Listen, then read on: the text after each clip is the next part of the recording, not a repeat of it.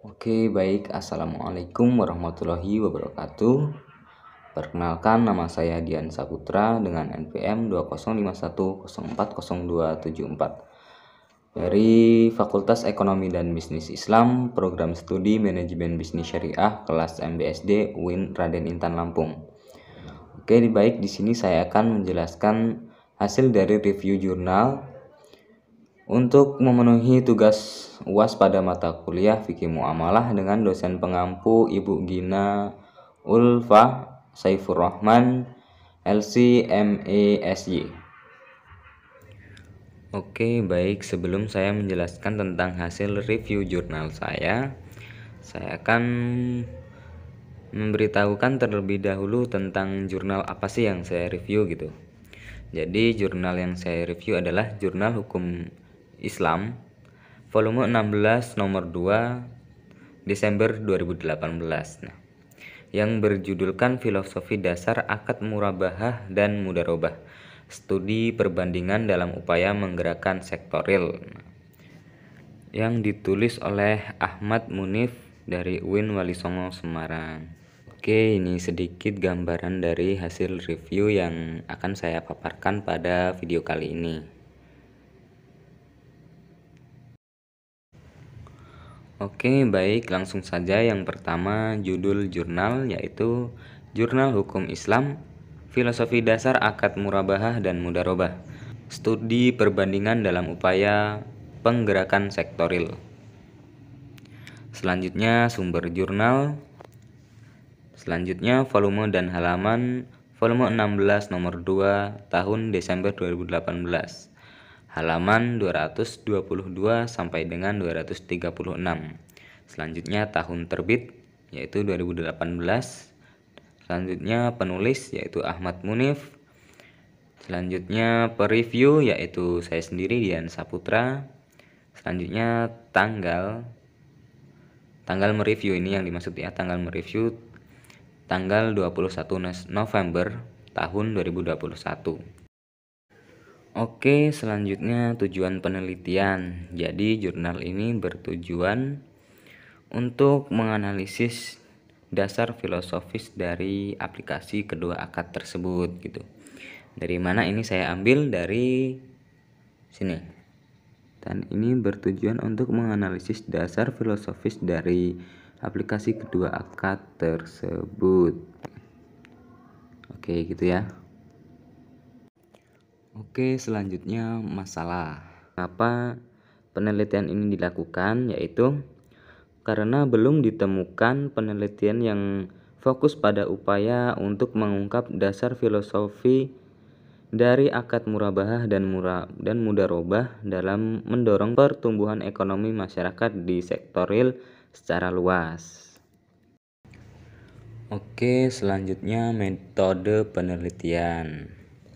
Jadi dalam jurnal ini metode yang digunakan itu apa sih?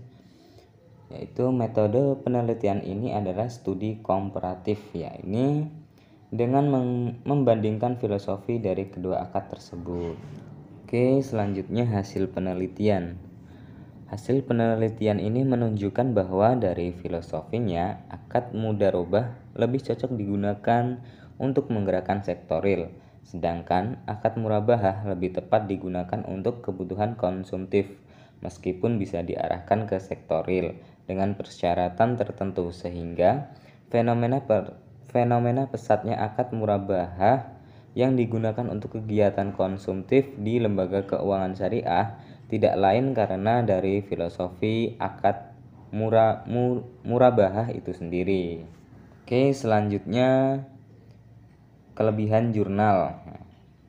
Yang pertama dilihat dari abstraknya, jurnal ini sudah dapat dipahami mengenai isi dari jurnal ini sendiri. Selanjutnya yang kedua, jurnal ini sudah membahas secara tuntas kelebihan dan kekurangan penerapan akad murabahah dan mudarobah pada lembaga keuangan syariah ataupun bank. Selanjutnya yang ketiga, sangat terperinci dan jeli mengenai perbandingan dari kedua akad tersebut. Selanjutnya penulis menggunakan metode yang tepat dalam penulisan sehingga memperoleh hasil yang signifikan Lalu yang keempat, penulis menggunakan sumber data yang cukup lengkap sebagai penguat. Oke, selanjutnya kekurangan jurnal. Jadi dalam jurnal ini tidak dicantumkan dalil-dalil ataupun hadis mengenai dasar akad tersebut. Misalnya akad mudharabah gitu, apa murabahah itu kan pasti ada dalil-dalilnya. Nah, dan itu tidak disebutkan dalam jurnal ini. Selanjutnya kesimpulan.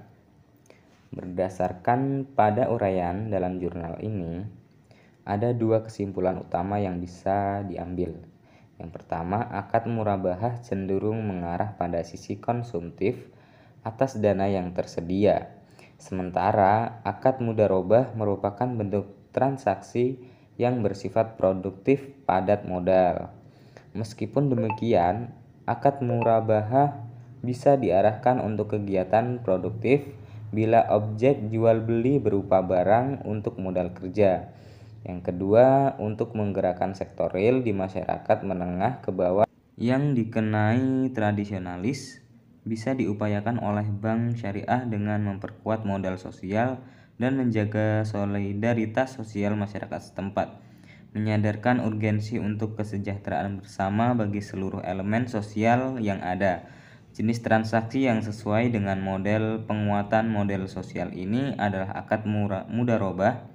Dalam akad ini, bank syariah dan masyarakat merupakan mitra untuk memajukan bersama atas usaha yang disepakati. Oleh karena itu, bank syariah perlu memperkuat lending dana kepada nasabah dengan skema mudharabah.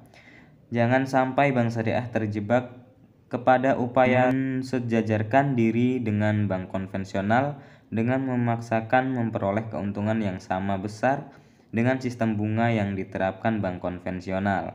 Prinsip dan filosofi dasar bank syariah yang berupa tolong-menolong atau at-ta'awun, keadilan atau al-adil, dan kesejahteraan atau al-falah bersama harus benar-benar dipegang. Baik, cukup sekian penjelasan dari saya. Kurang dan lebihnya saya mohon maaf. Saya akhiri. Wassalamualaikum warahmatullahi wabarakatuh.